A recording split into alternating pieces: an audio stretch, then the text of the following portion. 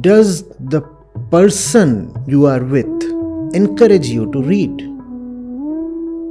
You have to ask, what does he bring for me? Roses or books?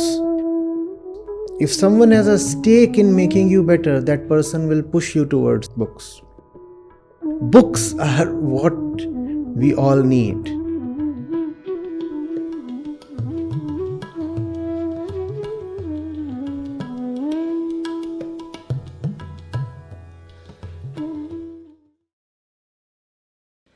Good afternoon. My name is Aryan and I'm from first year. So, my question is how to control anxiety. As I have a problem called hyperhidrosis where my hands are too much sweaty. So, without thinking, my hands and feet starts to sweat. So, yeah, and it's cause of anxiety, overthinking and all.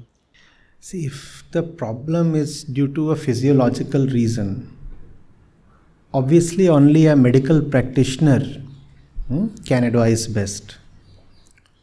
Having said that, I'm sweating right now probably as much as you do. It's just that I don't care for it.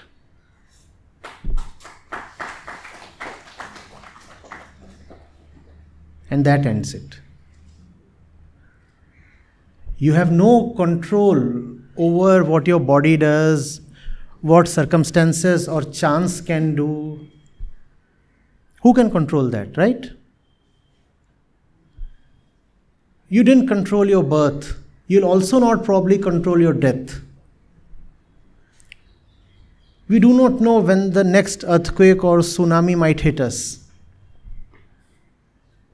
There is so much in life that we have no handle over, no control over at all.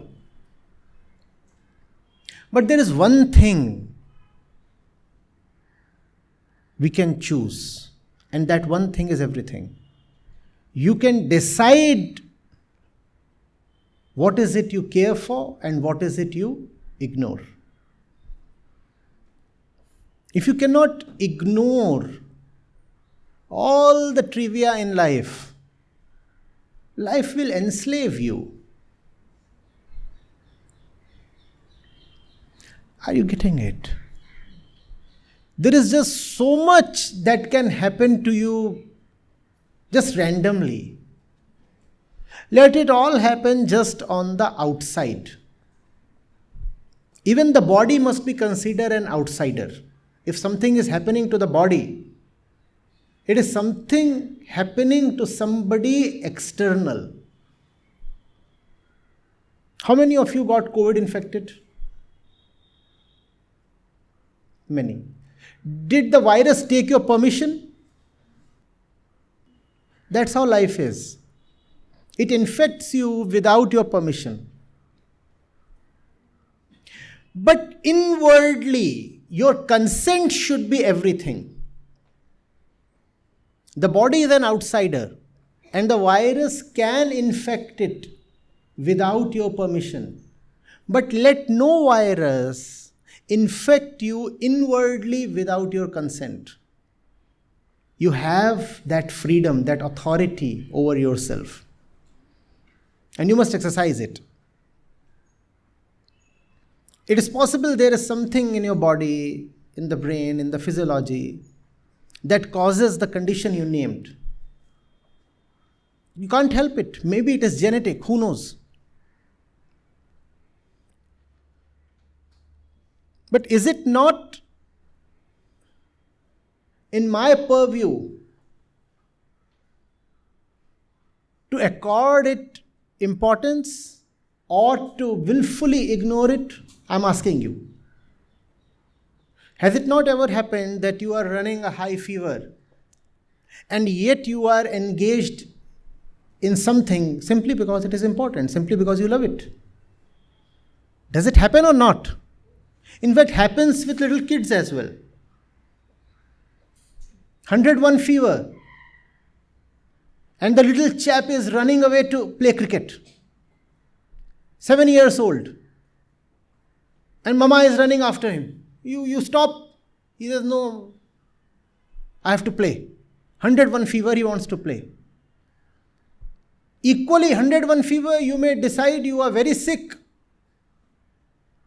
Fever you cannot control. Your attitude you can. Or can you not? Please tell me. Please tell me.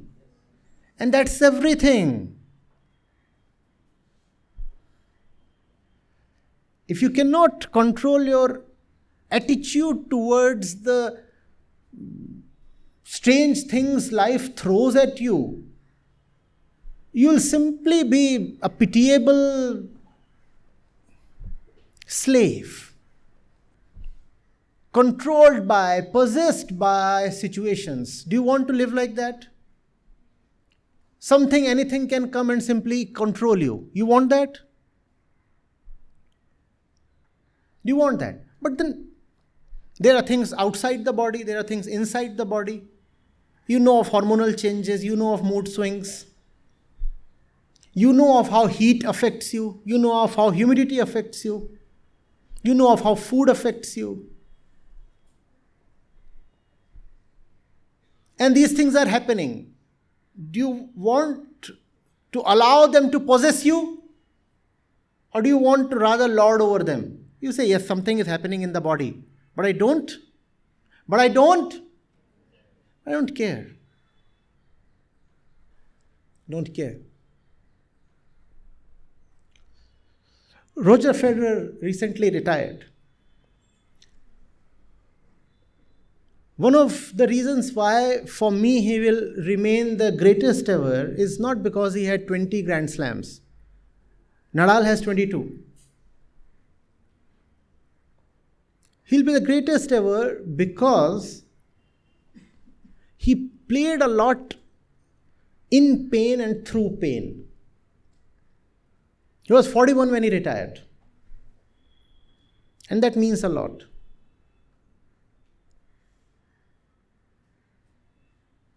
Interestingly,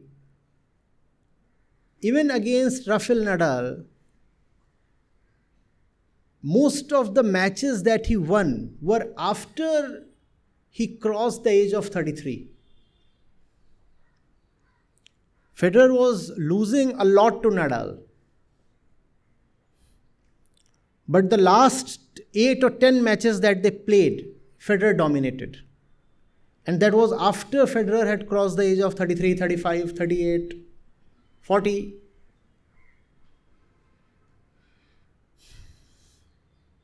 And the body was creaking. There was a phase in between when his backhand had totally broken. He was just slicing. And also losing. But he kept playing. And that's something I have found in all great players. They play through pain. They simply tell pain, come on, I don't care. And if you can learn to say, I don't care to your body and everything associated with the body, you'll go very far. I don't care. Are you hungry? Of course, but I don't care. It's animals who are ruled by their physical instincts. Am I an animal? No, I don't care. If an animal is hungry, it will go for food. If a human being is hungry, she will decide whether to go for food. You have the power to choose, and that choice, I'm saying, is everything in life. That choice is called consciousness. That alone is the characteristic of consciousness. The authority to choose. The power to not be ruled. I will not be ruled. I will choose whether to go for food.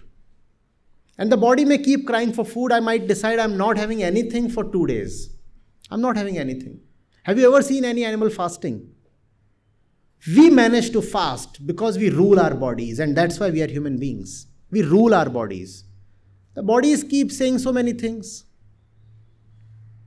We don't. We don't care. We don't care. You have an examination tomorrow. It's just 10:30 p.m. and the body is saying sleep. What do? Crash on the bed? What do? You say, I don't care. Your comfort is less important than my priorities.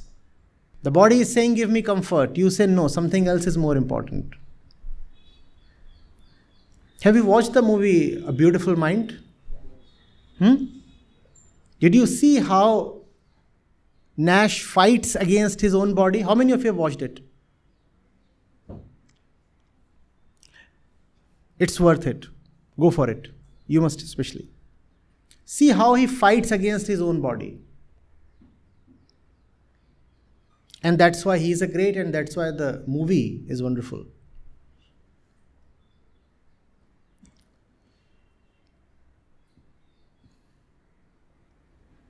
Getting it? Don't be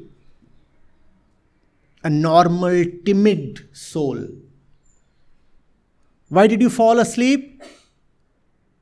Because I was sleepy. That's a kid's argument. It does not behove grown-ups.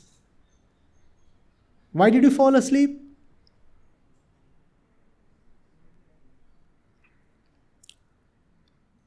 Why didn't you hit hard? Because I was tired. That's a loser's argument. When you are tired, that's when you should be hitting the hardest.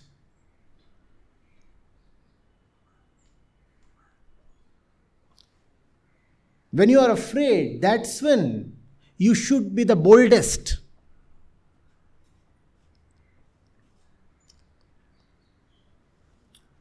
Getting it? Remember, these are all things embedded in the body. And the body comes from the jungle. We are no more creatures of the jungle. We are not to be ruled by the body. We must understand the body. And we must use the body towards the purposes of consciousness. Consciousness will decide the destination, and the body will be the vehicle to reach that destination. The body itself cannot be the destination or the ruler.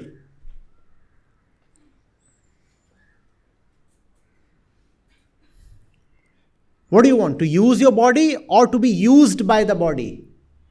Use your body. Yeah? Use your body. Otherwise, your body will use you.